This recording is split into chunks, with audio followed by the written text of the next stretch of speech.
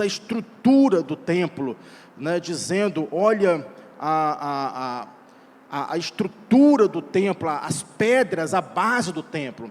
Essa estrutura do templo de Jerusalém, irmãos, foi uma estrutura que foi recolocada, né, por um homem chamado Herodes, no início ali daquele período. Então Herodes, só para os irmãos terem uma ideia, o templo não estava assim. Esse templo, desde a destruição dele por Nabucodonosor, ele veio sofrendo uma reconstrução ali no período de Esdras, né? Ali no período de Esdras ele foi reconstruído, e depois ele foi novamente profanado, né, por um homem chamado Antíoco Epifânio, e depois Herodes foi ali e foi reconstruindo, só que ele reconstruiu com pedras ornamentais, ele colocou ali um material muito caro. Havia pedras ali que, segundo a pesquisa, elas tinham 12 metros de comprimento, 3,5 de largura e de altura, e foi assim uma engenharia muito habilidosa para poder colocar aquelas pedras, para que elas pudessem ser encaixadas, e isto chamou a atenção dos discípulos, né? E eles disseram, e os discípulos, né, estavam falando sobre a estrutura do templo. Jesus disse: não está vendo tudo isso? Em verdade vos digo que não ficará aqui pedra sobre pedra que não seja derrubada. E isso literalmente aconteceu. Esse templo ele foi destruído, como está até hoje, né? Até hoje ele está destruído. Há uma estrutura lá, mas o templo não mais está lá. E aí, irmãos, Jesus sai dali com os seus discípulos e vai para o Monte das Oliveiras, né? Um jardim, na realidade. E quando chega ali, naquele jardim, Jesus, estando a sós com os seus discípulos, diz a palavra de Deus, que os discípulos chegaram para Jesus e fizeram a seguinte pergunta: dize-nos, versículo 3, quando serão estas coisas? E que sinal haverá da tua vinda e do fim do mundo? Então, irmão, Jesus ali estava falando, né? Ele estava ali falando da sua despedida. Existe no Evangelho de João, o capítulo 14, o capítulo 15, o capítulo 16 de João. Esses 3 capítulos de João, eles foram citados por Jesus, eles não estão em nenhuma outra parte do Novo Testamento, a não ser em João, e eles foram citados por Jesus nesses dias, e é o discurso de despedida de Jesus. Jesus ali estava aqui despedindo dos seus discípulos. Ali ele estava dizendo: é a última vez que eu venho aqui em Jerusalém, e daqui eu vou morrer. Ali Jesus falou para os seus discípulos: não se turbe o vosso coração, credes em Deus, credes em mim, eu vou para o Pai, Ele vai enviar o Consolador. Ali o Senhor falou que vocês não estariam só. O Senhor ali trouxe todas as orientações, mas os discípulos estavam agora perguntando: quando será a tua vinda?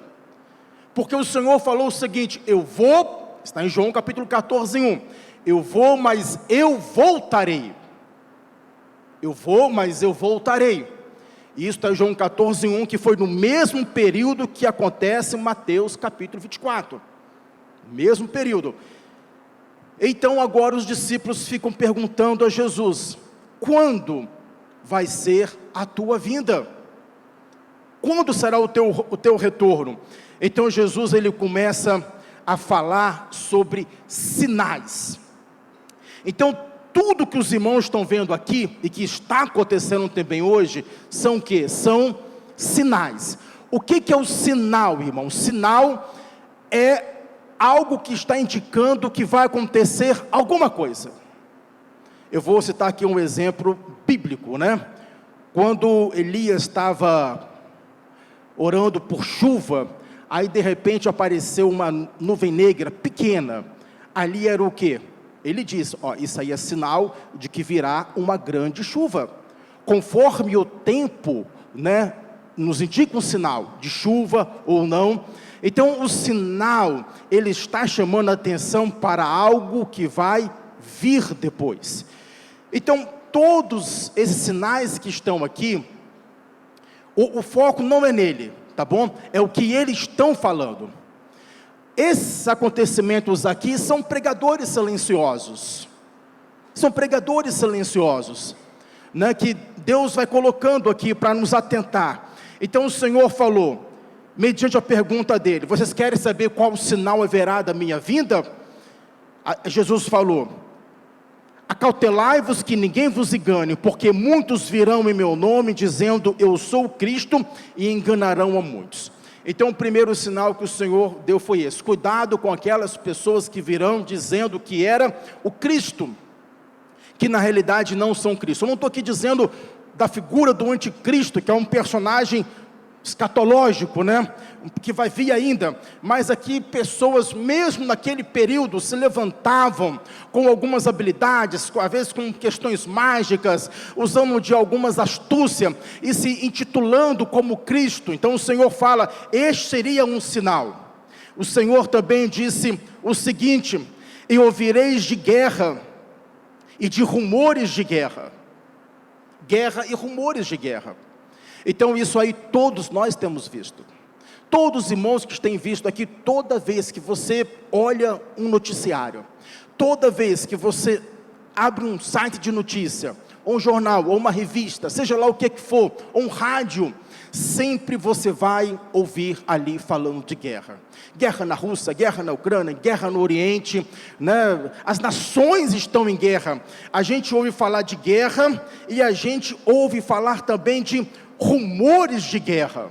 Rumores de guerra, parece que é uma expectativa, né? Qualquer hora a Coreia pode entrar em guerra, parece que você vê algumas nações ameaçando, né? Nações fazendo algumas ameaças, fazendo algumas inserções ou incursões militares. Então constantemente nós ouvimos e somos alertados por rumores de guerra em diversos países, até nos países que possuem mais estabilidade. Fora aqueles países asiáticos, países da África, né, que não tem estabilidade quase que nenhuma, e ali está constantemente em conflito, em quase guerra civil. Moçambique é um desses casos. Semana passada eu não pude, os irmãos sabem que eu dou aula, estive em Moçambique dando uma aula presencial em fevereiro deste ano, e continuo até agora dando aula.